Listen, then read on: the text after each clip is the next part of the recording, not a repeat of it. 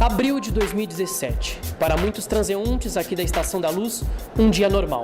Pouca gente sabe que foi aqui, neste prédio, que acontecia um dos momentos mais atrozes da história brasileira.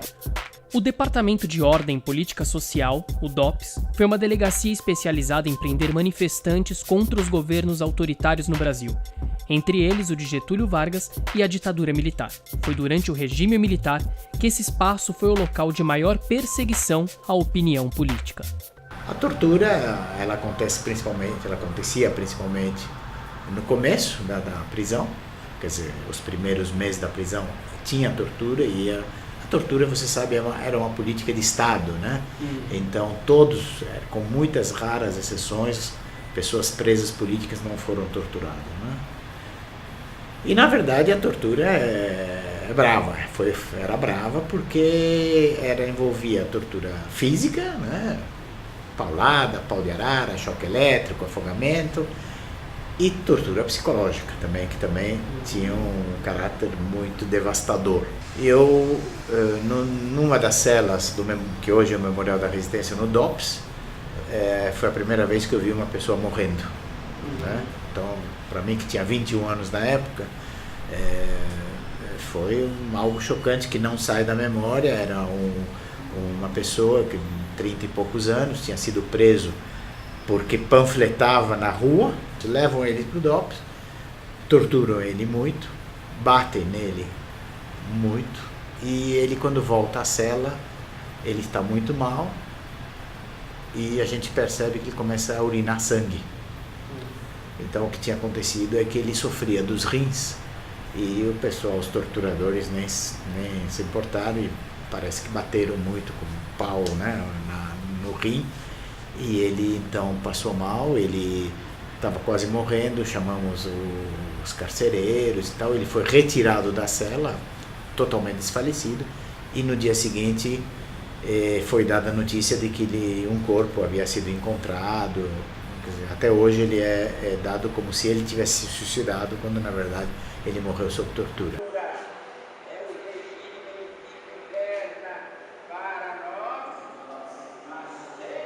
O memorial, quando ele passa para a administração da Pinacoteca do Estado, que chamava Memorial da Liberdade, né, que foi criado em 2002, a Pinacoteca solicitou um projeto museológico que foi realizado por um grupo de profissionais, museólogos, educadores e historiadores.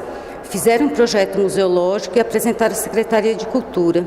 O projeto foi aprovado. Quando nós iniciamos o processo de implantação, nós convidamos os ex-presos para participarem de todo o processo. Então, iniciamos já com a coleta de testemunhos, porque nós precisávamos conhecer qual era o cotidiano na prisão, o que tinha acontecido neste lugar de memória.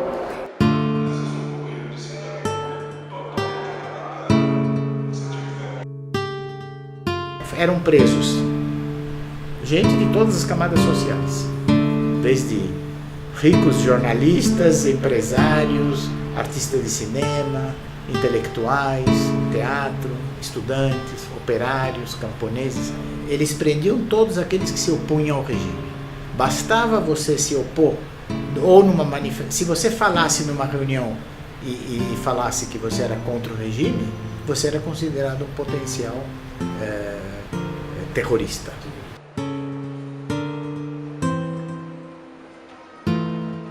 A vinda ao corredor era uma vez por semana.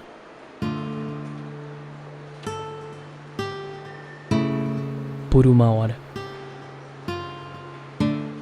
Uma cela de cada vez. Mas nem todos vieram. Quando a gente se aproxima da realidade brasileira, naquele momento, a gente vê que existe muita fome no campo, não tanto na cidade. As cidades eram... Então, a gente começa a perceber que não existe uma política de desenvolvimento para o país. Não existe uma política que visa redimir o pessoal da pobreza, da fome e da morte. Eu começo então a perceber que só a luta estudantil não levaria a nada, que eu devia me envolver em vamos supor, um estágio um pouco mais elevado da resistência, e aí eu sou trazido através de colegas a militar na Ação Libertadora Nacional, que era uma organização de resistência contra a ditadura. E era luta armada?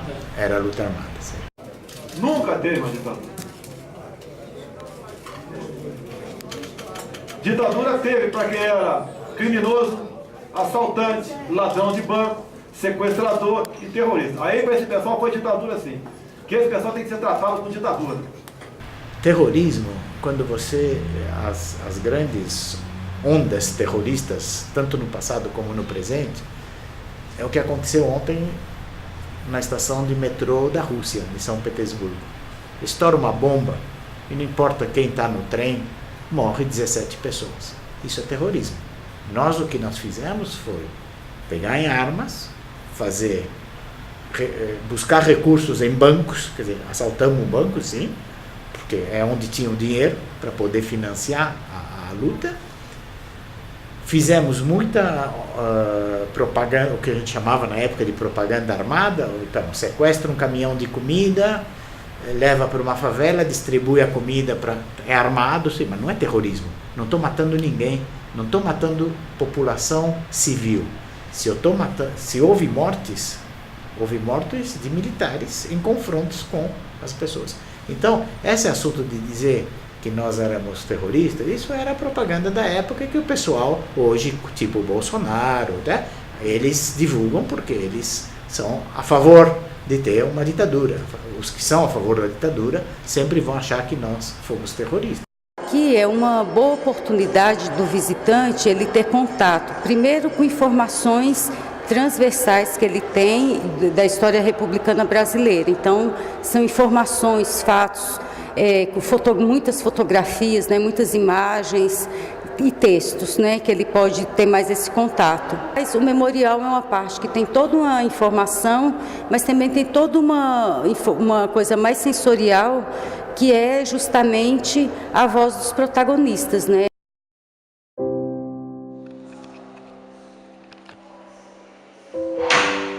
A ditadura militar, ela se caracterizou por uma coisa muito importante, que não está nos livros de história. O regime de medo. As pessoas tinham medo de se meter em qualquer coisa. Porque se você se metia numa discussão, numa conversa, numa reunião, você podia ser preso. Por que existia essa receita de bolo na primeira página do jornal? É porque era uma notícia que tinha sido cortada e era uma forma do jornal dizer para os seus leitores, olha, aqui tinha uma notícia, mas os censores não deixaram passar. Então, a censura, como havia censura, as pessoas não sabiam o que acontecia. Então, no Brasil de 64, tinha 70% da população, 65% da população vivia no campo. 35% vivia nas grandes cidades.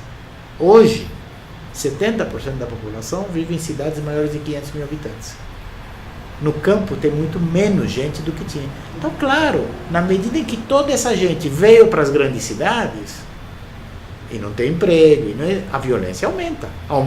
Éramos 100 milhões, somos 200 milhões. Então, claro que é ter mais violência agora. Mas não é porque a ditadura não tinha violência, ou não tinha corrupção. Entendeu? Também tinha. Nessas imagens é possível ver o apoio da imprensa ao golpe de 64. Boa parte dessas fotos foram retiradas do livro A Mídia e o Regime Militar, de Álvaro Nunes Laranjeira. Facções extremistas ameaçavam entrar em choque e não faziam segredo da posse de arsenais e depósitos clandestinos de munição. Era o caos irremediável que chegava a passos largos. E sobre o caos brotavam já o suborno e a corrupção. Estava se armando o cenário para o capítulo final do drama. Um drama de consequências imprevisíveis e que ninguém na época poderia dizer ao certo como iria terminar. No último instante, quase no momento derradeiro, e quando o país estava à beira da guerra civil, quase em pleno caos, alguma coisa aconteceu. Era impossível continuar suportando tantos desmandos, tanta incompetência, tamanha anarquia. E o clamor de vozes conscientes encontrou eco em soluções inadiáveis. E as Forças Armadas, elas próprias, mais do que ameaçadas, foram chamadas, praticamente intimadas, a cumprir a missão que o momento lhes impunha. Restabelecendo a ordem e livrando o país dos trapos vermelhos que ameaçavam sufocá-lo.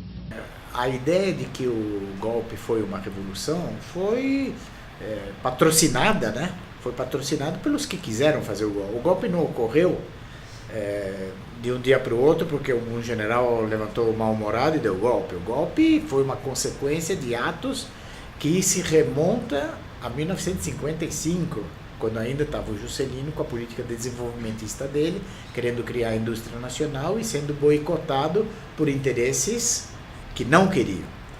Então, eles criaram um instituto, IPES era um instituto chamado Instituto Política Econômica e Social, supostamente um instituto de pesquisa e tal, mas que era financiado por dinheiro norte-americano, que comprava deputados para que tivesse. E tinha outro instituto chamado IBAD, Instituto Brasileiro de Ação Democrática, que financiava os estudantes para sair na rua, contra o governo do João Goulart, que financiava as Forças Armadas, aparelhando as Forças Armadas para poder dar o golpe. Então, todas essas forças que não estavam de acordo com a política do João Goulart resolvem dar o golpe e chamam ele de revolução.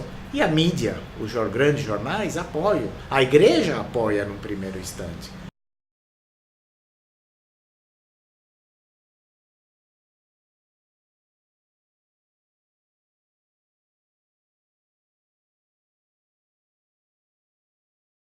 A introdução ao texto do site observa que o apoio do Globo ao golpe é visto internamente pelas organizações Globo como um erro há anos, e que a feitura do site era a melhor oportunidade para explicitar essa avaliação. E conclui, reafirmando-se o apego incondicional e perene aos valores democráticos. O site lembra que os principais órgãos da imprensa brasileira também apoiaram os militares em 64 por temerem que a democracia fosse atropelada pelo próprio presidente João Goulart, com o apoio de sindicatos e de alguns segmentos das Forças Armadas. Mas a intervenção militar para eliminar aquela ameaça e reconduzir o Brasil à democracia só devolveu a presidência a um civil 21 anos depois e numa eleição sem o voto popular. O que se vê hoje em dia são pessoas que, por desconhecimento, repetem coisas como essas. Eles não lutavam por uma democracia, lutavam por uma ditadura. Não é verdade. A gente lutava pela derrubada do regime e por a implantação de um regime, sim, socialista. A gente sabia que o desenvolvimento do país ia se dar através de um regime socialista onde os meios de produção pudessem ser melhor divididos. Se isso ia levar ao comunismo depois, isso é outra questão. Mas no momento da luta, no momento da formação das organizações de resistência, a maioria, claro que tinha os partidos comunistas que lutavam pelo comunismo, mas muitas das organizações também lutavam pelo que a gente chamava de libertação nacional. Libertar o país do jugo dos norte-americanos, libertar o país do jugo dos grandes monopólios financeiros e econômicos, né?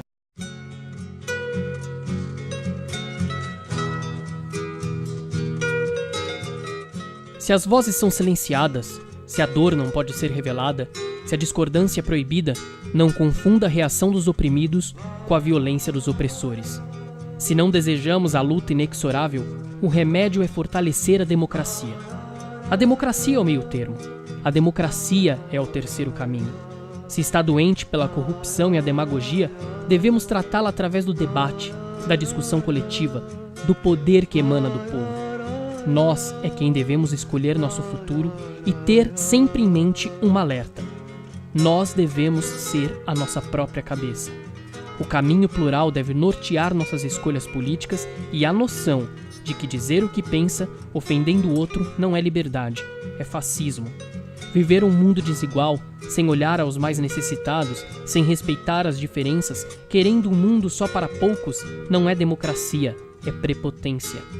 Que a luta seja pela construção de um mundo para todos. Ditadura nunca mais.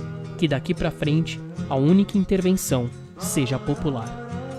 Caminhando e cantando e seguindo a canção, somos todos iguais, braços dados ou não, nas escolas, nas ruas.